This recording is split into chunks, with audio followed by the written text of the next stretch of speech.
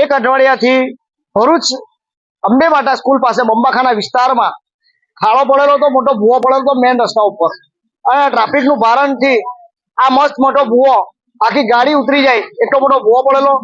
સ્થાનિક રહીશો જોડે 3 દિવસથી એક પથ્થર મોટો મુકાયેલો લાદીનો અને એક બાંબુનો સહારો લઈ અને લોકોને દિશા બતાવી કે અહીંયા ભૂવો પડેલો છે. અઠવાડિયાથી લગાતાર નગરપાલિકામાં વહીવટકર્તાઓને અધિકારીઓને કીધું કે ભાઈ અહીંયા ભૂવો પડ્યો છે, પણ દુઃખની બાબત એ છે કે નગરપાલિકા પાસે પૂરવા માટે કોઈ સાધન સામગ્રી નથી, વેટફિક્સ નથી, તેના તો કઈ કપચી નથી.